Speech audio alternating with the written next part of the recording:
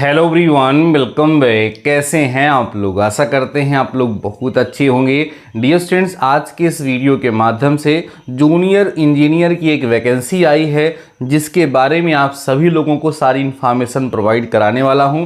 तो अगर आपका भी सपना है जूनियर इंजीनियर बनना तो आज के इस कंप्लीट वीडियो को देखिएगा और इस वैकेंसी के लिए अप्लाई ज़रूर से ज़रूर करिएगा। डियर स्टूडेंट्स, वीडियो स्टार्ट करें से पहले हम आपको बता दें कि NHPC में भी बम्पर वैकेंसी आई है जूनियर इंजीनियर्स की। अलग अलग ब्रांच की स्टूडेंट्स के लिए वहां पर चांसेस हैं।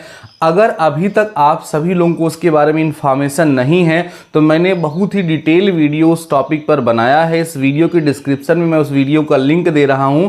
उस वीडियो को देख करके उस वैकेंसी के लिए ज़रूर से ज़रूर अप्लाई करिएगा। आइए डियर स्टूडेंट्स, आज की इस वैकेंसी के बारे में हम आप सभी लोगों के साथ डिस्कस करते हैं। आप यहाँ बोर्ड पर देख पा रहे होंगे, दिल्ली कैंटोनमेंट बोर्ड की तरफ से ये वैकेंसी निकली हुई है और ये वैकेंसी जो रिलीज हुई थी डियर स्टूडेंट्स वो 8 अगस्त 2025 को रिलीज हुई थी।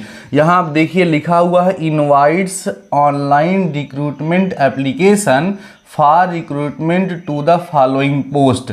पोस्ट के बारे में कितनी सीट है, पे स्केल क्या है, क्वालिफिकेशन क्या है, सारी चीज़ें यहाँ पर आपको देखने के लिए मिलेंगी जो हम आपको डिटेल में समझाने और बताने डियर स्टूडेंट्स चल रहे हैं। ध्यान से आप सभी लोग देखेंगे तो सारी चीज़ें स्पष्ट हो जाएंगी और फिर आप इस वैकेंसी के लिए अप्लाई ज़रूर से ज़रूर करिएगा। आइए ध्यान से समझते हैं। डियर स्टूडेंट्स, आप देखेंगे तो यहाँ पर सीरियल नंबर पड़ा हुआ है। ठीक है, यहाँ सीरियल नंबर पड़ा हुआ है, नेम ऑफ पोस्ट है, पे स्केल है, नंबर ऑफ वैकेंसीज है, एजुकेशनल क्वालिफिकेशन है। पूरा वीडियो ध्यान से सुन लीजिएगा और समझ लीजिएगा, देन जाकर के आप इसके लिए अप्लाई करिएगा। पहली पोस्ट जो है डियर स्टूडेंट्स आप देख पा रहे होंगे जूनियर इंजीनियर सिविल के लिए है। Level 6 in the 7th CPC पे मैट्रिक्स। सैलरी स्ट्रक्चर जो होगा वो 35,400 से 1,12,400। मतलब अभी स्टार्टिंग में कोई ज्वाइन करेगा तो उसकी सैलरी जो होगी 35,400 होगी। उसके बाद ये फाइनल है और बाकी बीच बीच में सैलरी रिवाइज होती रहती है। सीट क्या है? UR के लिए एक सीट है, SC के लिए एक सीट रिजर्व है, ST के लिए कोई सीट नहीं है, OBC के लिए एक सीट है, EWS के लिए कोई सीट रिजर्व नहीं है। टोटल जो सीट है डियर स्टूडेंट्स वो 3 है सिविल जूनियर इंजीनियर के लिए। इसेंशियल क्वालिफिकेशन क्या है जरा देख लो, diploma in civil engineering from a recognised institution or equivalent. 3 year का डिप्लोमा सिविल इंजीनियरिंग में जिनका कंप्लीट हो गया है वो लोग इस पोस्ट के लिए अप्लाई कर सकते हैं। ठीक है ना। अब आप देखिए जो सेकंड पोस्ट है वो जूनियर इंजीनियर इलेक्ट्रिकल के लिए है। इसमें भी सैलरी स्ट्रक्चर सेम है डियर स्टूडेंट जो उसमें था। यहाँ पर आप देखेंगे तो UR के लिए कोई वैकेंसी, यहाँ कोई वैकेंसी नहीं, यहाँ कोई वैकेंसी नहीं, केवल EWS के लिए एक सीट यहाँ पर है। तो इसके लिए क्वालिफिकेशन क्या होनी चाहिए? Diploma in electrical engineering from a recognised institute or equivalent. अब आप यहाँ देखेंगे डियर स्टूडेंट्स तो नंबर ऑफ सीट्स जो हैं वो बहुत कम है ना। ये देखो 3 और 1 केवल 4 सीट्स हैं। तो वैकेंसीज कम है लेकिन हमें या आपको तो केवल एक ही सीट चाहिए ना। आपको ओनली 1 सीट चाहिए, आपको केवल अपने से मतलब है। जहां पर वैकेंसीज कम होती हैं वहां पर ज़्यादातर कैंडिडेट्स ये सोच करके अप्लाई नहीं करते हैं कि यहाँ तो सीट बहुत कम है, कौन इसको अप्लाई करे। तो वहाँ अक्सर ऐसा देखा जाता है कि कंपटीशन कम हो जाता है। इसलिए आप देख लीजिए ध्यान से कि अगर आप इसमें से, क्योंकि ये कैटेगरी वाइज रिजर्व सीट है, तो अगर आप इसमें से किसी कैटेगरी से बिलोंग करते हैं और आपको लगता है कि आप इसके लिए एलिजिबल हैं तो आपको इस वैकेंसी के लिए अप्लाई ज़रूर से ज़रूर कर देना चाहिए।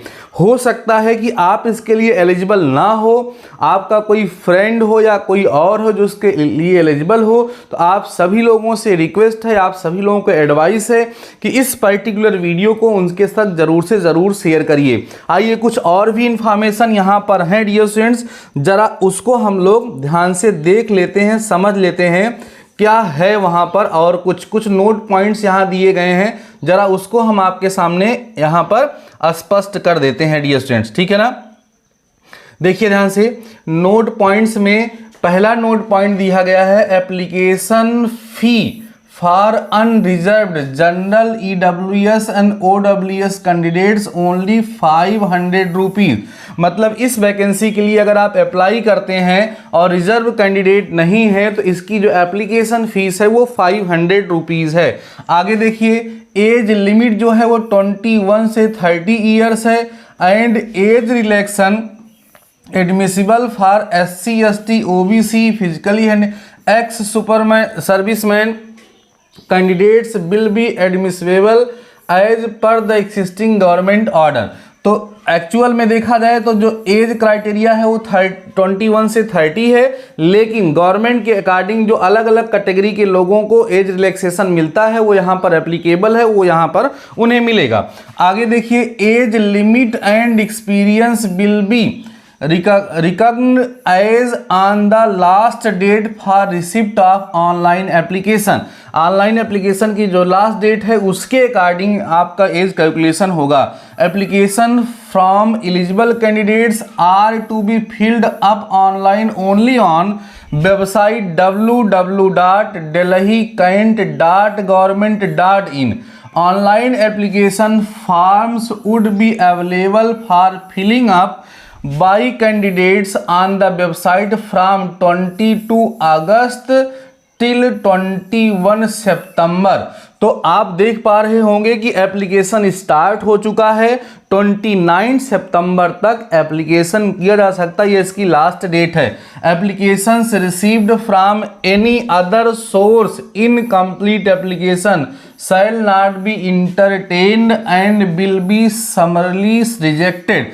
कह रहे हैं कि किसी और तरीके से अगर आप फॉर्म को अप्लाई करते हैं या फॉर्म को भरने में किसी प्रकार की कोई गलती करते हैं तो ऑटोमेटिक आपका एप्लीकेशन रिजेक्ट हो जाएगा। फिर proof of age qualification category for claiming reservation etcetera has been uploaded along with the online application failing which the application is liable to be rejected summarily। तो कह रहे हैं कि जो कुछ भी रिलेटेड डॉक्यूमेंट्स होंगे आपकी क्वालिफिकेशन के रिलैक्सेशन एज के लिए अगर आप चाहते हैं तो वहां पर कैटेगरी वगैरह का सारा डॉक्यूमेंट अपलोड होगा फॉर्म को भरते समय। Last date of submitting online application is क्या है बच्चों, 21 सितंबर 25 लास्ट डेट है। For further details and online application please log on our website www.delhicant.government.in पर आपको अप्लाई करना है। उसके बाद यहाँ कहा जा रहा है the vacancies advertised are provisional and liable to vary, decision of the competent authority would be final with regard to all matters connected with the recruitment including cancellation of recruitment process at any stage and no correspondence in this regards will be entertained। कुल मिला के vacancy के बारे में ये कह रहे हैं कि वैकेंसी के बारे में संस्था जो है जो वैकेंसी निकाली हो किसी प्रकार का कोई डिसीजन ले सकती है, कभी भी वैकेंसी को रद्द कर सकती है या वैकेंसी में नंबर्स ऑफ सीट्स वगैरह उसको बढ़ा घटा सकती है, ये सब चीज़ें यहाँ कही जा रही हैं। कुल मिलाकर के मैं आप सभी लोगों से यही कहना चाहूँगा कि अगर आप ठीक है डिप्लोमा स्टूडेंट हैं तो आप सभी लोगों से रिक्वेस्ट है, अगर आपका डिप्लोमा कंप्लीट है आपको एडवाइस है कि आप सभी लोग क्या करिए, इस वैकेंसी के लिए अप्लाई ज़रूर से ज़रूर कर दीजिए क्योंकि ऐसा मौका बार बार नहीं मिलता है। उम्मीद करता हूँ वीडियो आपको पसंद आया होगा। आज के इस वीडियो में डियर स्टूडेंट्स बस इतना ही। अगर आप इस PDF को पाना चाहते हैं तो इस वीडियो के डिस्क्रिप्शन में हमारे टेलीग्राम चैनल का लिंक है, वहां से जाकर के टेलीग्राम को ज्वाइन कर लीजिए, वहां पर मैं इस PDF को सेंड कर दूंगा। या आप टेलीग्राम पे जाके सर्च कर सकते हैं DD मैथमेटिकल सोल्यूशन, तब भी आपको अपना टेलीग्राम चैनल मिल जाएगा, वहां से भी आप ज्वाइन कर सकते हैं। बाकी मिलते हैं नेक्स्ट वीडियो के साथ, नेक्स्ट टॉपिक के साथ। तब तक के लिए शानदार रहिए और पढ़ते रहिए।